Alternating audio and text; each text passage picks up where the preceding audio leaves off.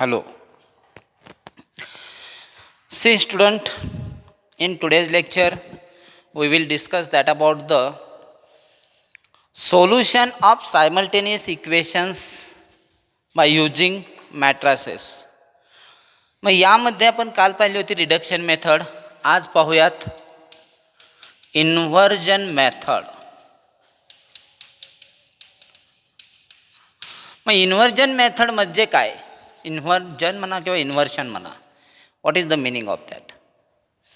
तर यामध्ये काय करायचं असतं, a1x plus b1y c1z equal to d1, a2x plus b2y plus c2z equal to d2, a3x plus b3y plus c3z equal to d3. हे equation तुमच्या समोर दिलं असेल तर याचं कन्व्हर्जन मॅट्रिक इक्वेशनमध्ये a1 b1 c1 a2 b2 c2 a3 b3 c3 into x means xyz column matrix d1 d2 d3 मध्ये करा. म्हणजेच हे इक्वेशन झालं ax is equal to b. आता हे इक्वेशन इन्व्हर्जन मेथडने जर तुम्ही सॉल्व करणार असताल तर हे इक्वेशन कसं सॉल्व करायचं आहे, तर या इक्वेशनला प्री मल्टिप्लाय करायचं ए इन्व्हर्सने. म्हणजे पहा, A inverse A into X is equal to A inverse B. म्हणजे दोन्ही साईडला, या इक्वेशनच्या दोन्ही साईडला ए इन्व्हर्सने प्री मल्टिप्लाय केलं.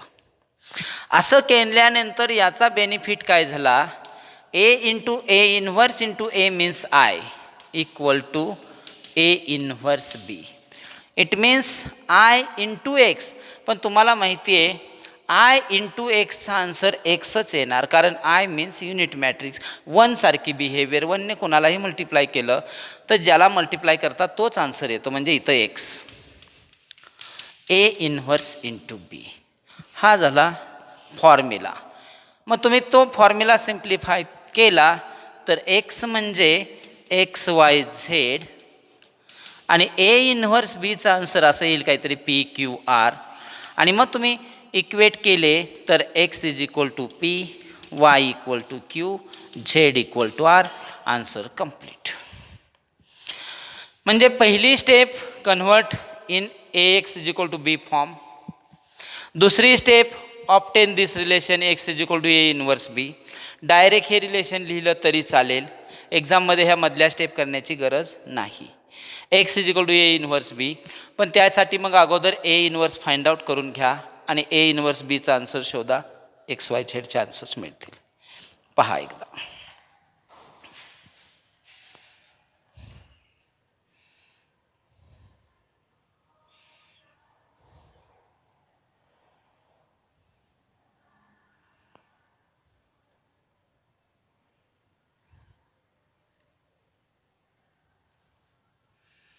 तर इथे तुम्हाला पहिली स्टेप मॅट्रिक इक्वेशन आहे X is equal to B, दुसरी step X is equal to A inverse B, तिसरी स्टेप इन्व्हर्स फाइंड आउट करा, त्याला बीने मल्टिप्लाय करा, एक्स वाय झेडच्या व्हॅल्यू मिळतील. 3 स्टेपमधून गेलात की आन्सर मिळेल. एक्झाममध्ये विचारलेले आहेत याच्यावरती देखील क्वेश्चन्स. जास्त करून रिडक्शन मेथड विचारली जाते, याच्यावरती कमी विचारलेले आहेत क्वेश्चन, पण तरी देखील ही मेथड आपल्याला माहिती असणं गरजेचं आहे. आता इन्व्हर्जन मेथड म्हटलं की इन्व्हर्स फाइंड आउट करायचा आणि तो इन्व्हर्स ॲडजॉइंट मेथडनेच फाइंड आउट करायचा, म्हणजे तो कमी स्टेपमध्ये मिळेल. पहा एक प्रॉब्लेम आपण घेऊयात, एक्झामला चाललेला आहे.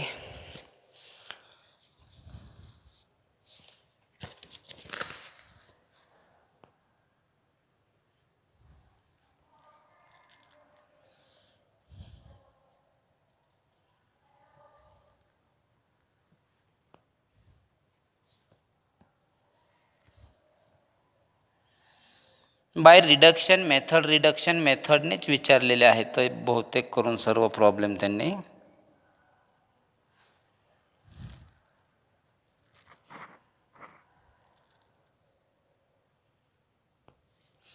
ठीक आहे, घ्या एक प्रॉब्लेम. इथं आहे बघा. ठीक आहे.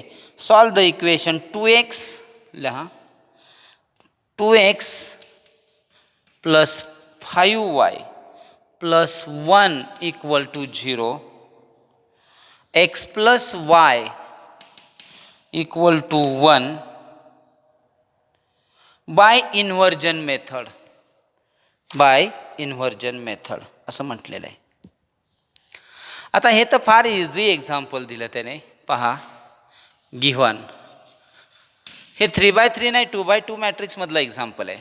आता 2x plus 5y plus 1 equal to 0 2011ला म्हणजे 2011ला विचारलेला क्वेश्चन आहे.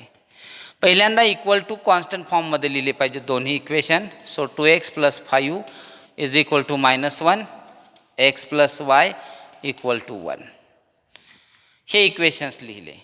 त्यानंतर याचं कन्व्हर्जन मॅट्रिक फॉर्ममध्ये 2, 5, 1, 1 into x is equal to -1 and 1 which is equivalent to ax is equal to b. ठीक है. Therefore where a equal to 2, 5,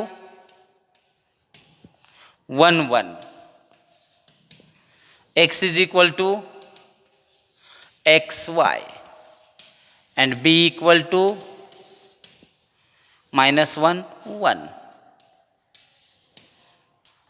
असं एक्सप्लेन करा. आता त्यानंतर टू फाइंड आपण इन्व्हर्जन मेथडने फाइंड आउट करणार. To find A inverse use A inverse equal to 1/AD minus BC. बघा ABCD ज्यावेळेस हा मॅट्रिक्स असतो त्यावेळेस इंटरचेंज इथे ABCD इथे D, AB minus B sign change -C. हा फॉर्म्युला कधी when A equal to ABCD असं आहे. म्हणजे या मेन डायगोनलचे इंटरचेंज होतात. डीच्या जागी एच्या जागी D आणि साइन चेंज. डायरेक्ट आन्सर ए इन्व्हर्सचं मिळणार आहे तुम्हाला.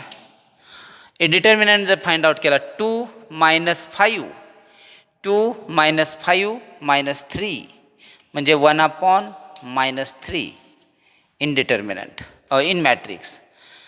Change 1, 2 sign change -5 -1. Answer complete. A inverse मिळाला. बघा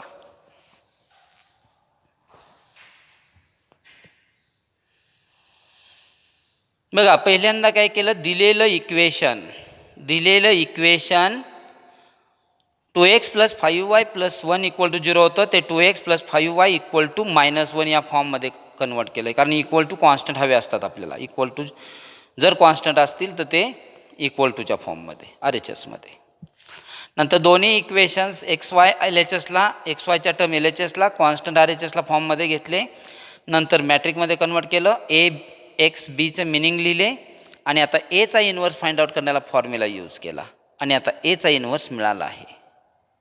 आता यानंतर तुम्ही एचा इन्व्हर्स यूज करणार आणि काय फाइंड आउट करणार आहात. एचा इन्व्हर्स यूज करणार आणि तुम्ही काय फाइंड आउट करणार. XYZच्या व्हॅल्यूज. इन्व्हर्जन मेथड आहे. मग काय होत आहेत व्हॅल्यू पहा इथे. आता now x is equal to A inverse into B. हा फॉर्म्युला आहे. आत्ताच आपण डिस्कस केला होता फॉर्म्युला कसा तयार झाला ते. मग x इज इक्वल टू -1/3 हे जे इन्व्हर्सचा आन्सर आला आहे ते लिहितोय. 1 - 5 त्यानंतर -1, 2 हे झालं ए इन्व्हर्सचा आन्सर. आता बीचा आन्सर इथे आहे तुमच्याकडे -1, 1 इंटू मॅट्रिक्स -1, 1. आता मॅट्रिक मल्टिप्लिकेशन कंप्लीट करूयात. So x is equal to -1/3 या रोने 1 -1 -1 -5 -1 -5 -6 मायनस मायनस +1 +2 3 आणि आता -1/3ने आतमध्ये मल्टिप्लाय केलं तर मायनस मायनस प्लस 6/3 म्हणजे 2 आणि -1 येणार आहे. पण हा x म्हणजेच काय, therefore xy equal to 2 - 1 and it means x is equal to 2 y equal to -1. It is the final answer. पहा, इन्व्हर्जन मेथड यूज केली आणि प्रॉब्लेम सॉल्व केला. कसा सॉल्व केला ते दिसलं तुम्हाला असेल. इन्व्हर्स फाइंड आउट केला. x is equal to a inverse b फॉर्म्युलामध्ये ते व्हॅल्यू पुटअप केल्या, सिम्प्लिफाय केलं, XYZ इक्वेट केले, आन्सर मिळालं. या मेथडला इन्व्हर्जन मेथड असं म्हणतात. XYZ फाइंड आउट करण्यासाठी ही कोणती मेथड आहे, inversion method. So remember.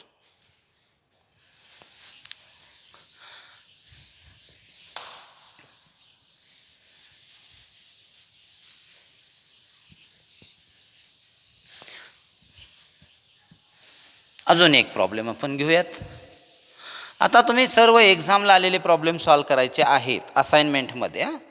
असाइनमेंटच्या नोटबुकमध्ये daily 5 problem solve करायचेच आहेत असं सांगितलेलं आहे. मग ते शिकवलेलेतले करा किंवा न शिकवलेतले, पण प्रिवियस इयर सर्व सॉल्व करा. आता अजून एक प्रॉब्लेम घेऊयात आपण.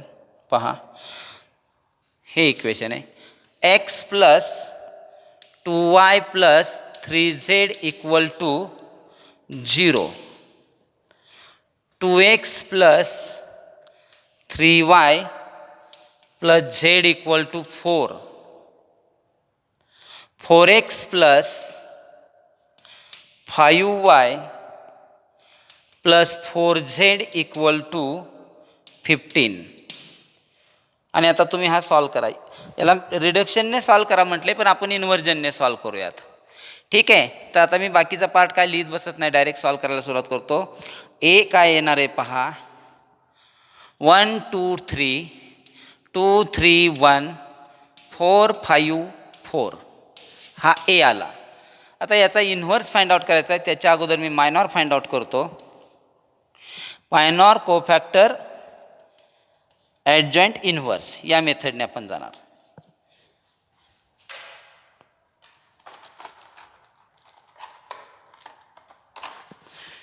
पहा, 1चा येणार आहे 12 - 5 7, 2 8 - 4 4, 3 साठी 10 - 12 -2. आता दुसरा 8 - 15. पहा परत 8 - 15, 8 - 15 घेतले तर -7. 3 साठी, आता 3 साठी 1 4 4 -12 -8, 4 - 12 8. 1 साठी 5 - 12 5 -8, सॉरी बघा इथे 1 साठी 1 साठी आहे 5 - 8 -3, 5 - 8 -3. आता 4 साठी 2 - 6 -4.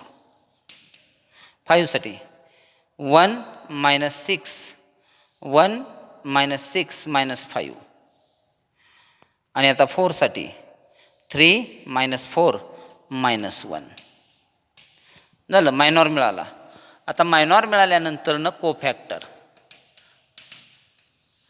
इज इक्वल टू सी +7 -4 -2, त्यानंतर 7 -8 आणि इथे येणार आहे +3, त्यानंतर -4, -5चं होणार आहे +5 आणि -1 ॲज इट इज. बघा मी काय केलं, मिडलच्या शेजारी असणारे एकदम शेजारी डायगोनलचा विचार करता त्या इलेमेंटचे साईन चेंज होतात आणि कॉर्नरला जे आहेत ना इथे आणि इथे हे 4चे साईन चेंज होत नाहीत. एकदम कॉर्नरवरती जे आहेत त्यांचे साईन चेंज नाही, मिडलला जे आहेत त्यांचे साईन चेंज. हे टेक्निक देण्यात ठेवलं तरी चालतं आहे. मग आता ॲडजॉईंट 7 -4 -2, 7 -8 3, -4 5 -1. आणि आता याचा determinant mod A equal to 1 into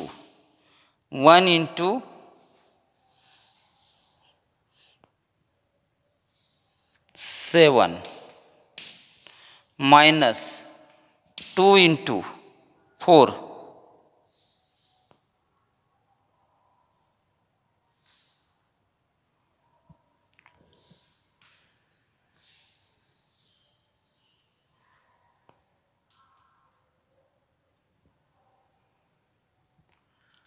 कोफॅक्टरचा पहिला रो आणि याचा पहिला रोने मल्टिप्लाय केलं तरी ते डिटर्मिनंटचा आन्सर मिळतं आपल्याला. मग इथला 3 आणि इथे -2.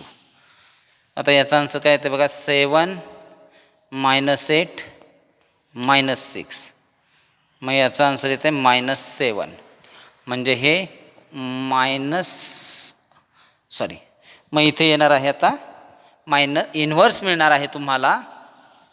पहा, A inverse equal to -1/7 into 7 7 -4 -4 -8 5 -2 3 -1 हा इन्व्हर्स मिळेल.